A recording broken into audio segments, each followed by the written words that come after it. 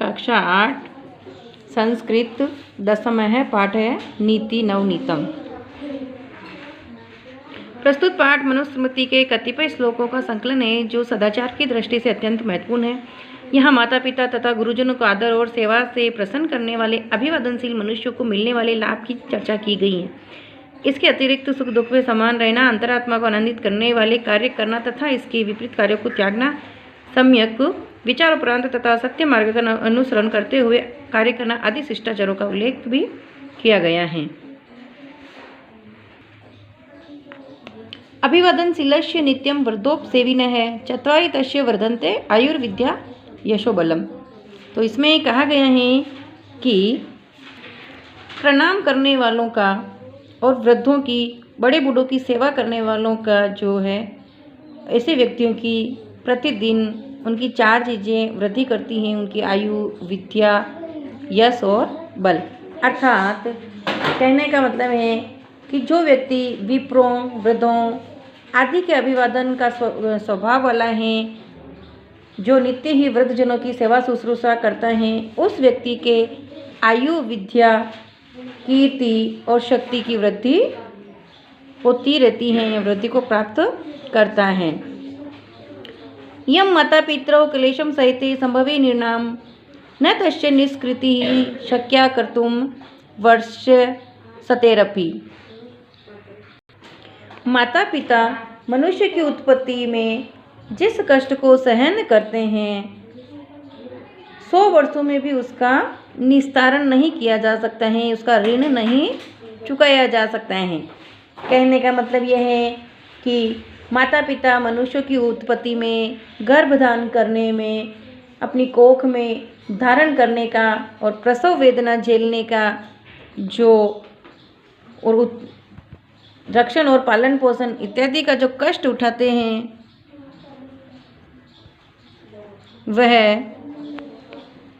उसका कर्ज मनुष्य 100 वर्षों तक भी नहीं चुका सकता है।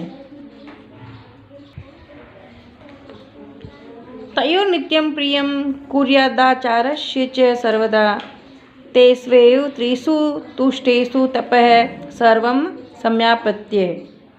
अर्थात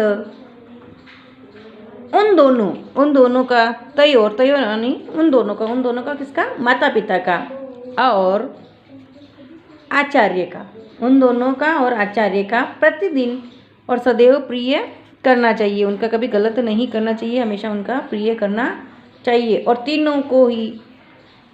तीनों के ही संतुष्ट होने पर तप, सभी तप जो हैं, सर्वम तप है, सभी तप क्या हैं? संपादित हो जाते हैं। अर्थात कहने का मतलब यह है कि माता पिता और गुरु अगर संतुष्ट हो चुके हैं तो जितने भी तप हैं इस संसार में, वह तप संपूर्ण हो जाते हैं। तो हमें प्रतिदिन अपने माता पिता और आचार्य गुरु को सदैव प्रसन्न करना चाहिए। अगर ये प्रसन्न हो गए हैं तो, अगर ये संतुष्ट हो गए हैं तो सारे तप और चांद्रायन का फल बली प्रकार से हमें प्राप्त हो जाता है। सर्वम परवशम दुखम सर्वमात्म वशम सुखम एतद्विद्यात् समासेन लक्षणम सुख दुखयो है। परतंत्र होने पर, परवशम दूसरों के वश में होने पर, यानी परतंत्र होने पर, दूसरों के वश में होने पर केवल दुख ही प्राप्त होता है। और सर्व आत्मवशम और अपनी आत्मा के वश में होने पर सुख प्राप्त होता है। अर्थात तो स्वाधीन होने पर सभी जगह सुख प्राप्ति होती हैं। कहने का मतलब क्या है कि सुख और दुख का लक्षण जानना चाहिए। संक्षेप में इसी को सुख और दुख जानना चाहिए। जब मनुष्य कहते हैं ना कि ये दुख है और ये सुख है, तो दुख सुख कुछ नहीं है। अगर दूसरों के वश में रहोगे तो वहाँ पर सभी जगह दुख है, और अपनी आत्मा के वश में रहोगे तो वहाँ पर सुख ही सुख है। और इस श्लोक का संक्षिप्त रूप में यही लक्षण बताया गया है सुख दुख का, कि पराधीनता में सभी दुख हैं और स्वाधीनता में सभी सुख हैं। सारे सुख निवास करते हैं। और यही संक्षिप्त रूप में इस सुख दुख की क्या है, परिभाषा है। यत् कर्म कुर्वतोऽस्य स्यात् परितोषो अंतरात्मनः तत्प्रयत्नेन कुर्वित विपरीतम तु वर्जयेत। जिस काम को करते हुए अंतरात्मा को संतोष होता है उसे क्या प्रयत्न पूर्वक करना चाहिए, और जिस काम को करने पर अंतरात्मा को संतोष नहीं होता है, इसका उल्टा होता है, विपरीत होता है, तो हमें उस कार्य को क्या कर देना चाहिए, उसका त्याग कर देना चाहिए। अर्थात जिस कार्य को करने पर संतुष्टि नहीं मिलती है उस कार्य को नहीं करना चाहिए। अर्थात कहने का मतलब है कि ये श्लोक जो है महर्षि मनु द्वारा मनुस्मृति से संकलित है। और इस श्लोक में क्या बताया गया है कि जिन अच्छे कर्मों को करने से अंतरात्मा प्रसन्न होती है उन कर्मों को तो प्रयत्न पूर्वक करना चाहिए, और इसके विपरीत जिनको शास्त्र व लोक विरुद्ध कर्मों को करने में आत्मा को कष्ट होता है तो ऐसे कर्मों का हमें क्या कर देना चाहिए, त्याग कर देना चाहिए। दृष्टिपूतम न्यसेत पादम वस्त्रपूतम जलम पिबेत सत्यपूतम वदेत वाचम मनः पूतम समाचरेत। दृष्टि से पवित्र कदमों को रखना चाहिए। पूतम का मतलब पवित्र, तो दृष्टि से पवित्र कदमों को रखना चाहिए, और कपड़े से पवित्र करके जल को पीना चाहिए। कपड़े से पवित्र करके कैसे, छान करके, तो कपड़े से छान करके पानी को पीना चाहिए।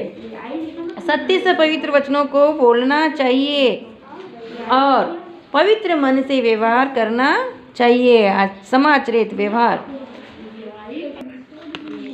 इस श्लोक में मनु ने क्या बताया है कि इसमें पवित्रता के विषय में उन्होंने उपदेश दिया है, और क्या कहा है कि हम जब चलते हैं तो हमारे कदम को क्या देख करके रखना चाहिए। ऐसे नहीं कि हम देख कहीं रहे हैं और जा कहीं रहे हैं।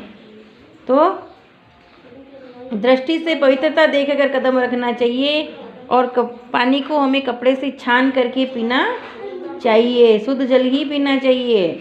और मन सत्य से, ऐसी वाणी हमें बोलनी चाहिए जो सत्य से परिपूर्ण हो, सत्य से परिष्कृत हो, और मन से इससे आचरण, पवित्र आचरण करना चाहिए। हमें किसी के साथ गलत आचरण नहीं करना चाहिए। तो इस समय हमने सारी अच्छी अच्छी चीज़ें की जानकारी प्राप्त की है। अच्छे अच्छे श्लोकों को हमने देखा है, पढ़ा है, और ये सब हमने पहले ही पता कर लिया था कि ये मनुस्मृति से लिया गया है। और नीति नवनीतम यानी नीति रूपी माखन। धन्यवाद।